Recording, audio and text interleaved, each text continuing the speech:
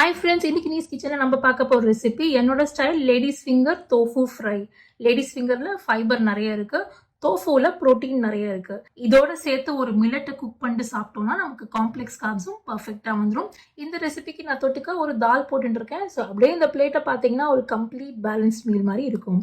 Millets and dal recipe already நம்ம சேனலில் இருக்கிறதுனால இப்போ நம்ம ladies finger tofu fry recipe பார்க்கலாம். ஒரு ஹெவி பாட்டம் வெசலில் லோ மீடியம் ஃப்ளேமில் 25 ml கடலெண்ணெய் சேர்த்துக்கலாம். கடலெண்ணெய் தான் சேர்த்துக்கணும்னு கிடையாது, நீங்கள் எந்த எண்ணெய் வேணாலும் சேர்த்துக்கலாம்.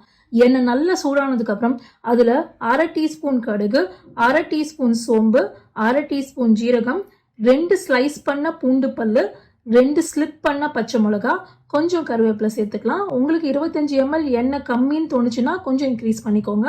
பட் 25 ml மேனேஜ் பண்ணிடலாம். இது நல்லா வறுத்ததுக்கு அப்புறமா ஸ்க்ரீன்ல பார்க்குற சைஸ்ல 1/2 கப்பு வெங்காயத்தை சேர்த்துக்கலாம்.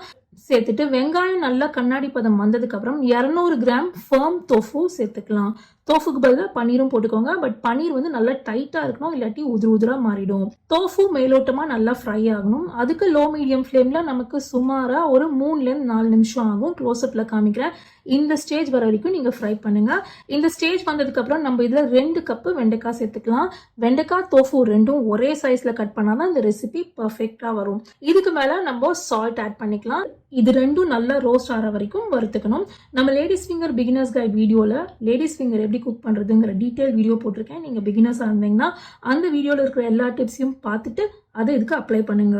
லேடிஸ் ஃபிங்கர் குக் பண்ற டிப்ஸ் நீங்க ஃபாலோ பண்ணாலே இந்த ரெசிபிக்கு போறோம் தோஃபு பர்ஃபெக்டா ஆட்டோமேட்டிக்கா குக் ஆயிடும். இப்போ இந்த ரெசிபி பொறுத்த வரைக்கும் நான் நிறைய எண்ணெய்லாம் சேர்க்க போகிறதில்ல. எனக்கு லேடிஸ் ஃபிங்கர் குக் ஆனால் போகிறோம். நிறைய எண்ணெய் சேர்த்தோன்னா அது ஓவர் ஃப்ரை ஆகிட்டு நம்ம லேடிஸ் ஃபிங்கரில் இருக்கிற ஃபைபர் கண்டென்ட் குறைய செய்யும். எனக்கு லேடிஸ் ஃபிங்கரில் மேக்ஸிமம் ஃபைபர் பெனிஃபிட்ஸை யூட்டிலைஸ் பண்ணிக்கணும்னு ஆசை. அதனால நான் 25 ml முன்னாடி சேர்த்துருக்கேன். உங்களுக்கு வேணும்னா இந்த ஸ்டேஜில் எக்ஸ்ட்ரா எண்ணெய் சேர்த்துக்கோங்க.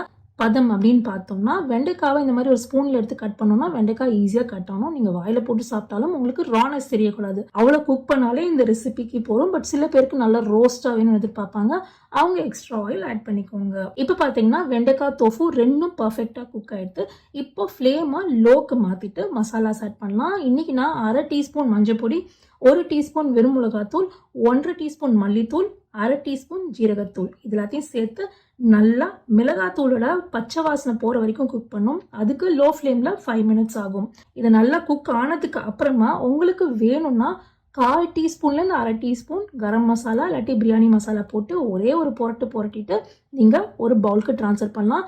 கரம் மசாலா பிரியாணி மசாலா ஒரு டிஃப்ரெண்ட் டேஸ்ட் கொடுக்கும். அது இல்லாமையும் நீங்கள் இந்த ரெசிபியை குக் பண்ணலாம். அவ்வளோதான், நம்மளோட ladies finger tofu fry ready. செஞ்சு பார்த்தீங்கன்னா கமெண்ட் செக்ஷனில் சொல்லுங்கள். உங்களை சீக்கிரம் இன்னொரு வீடியோவில் சந்திக்கிறேன். See you soon.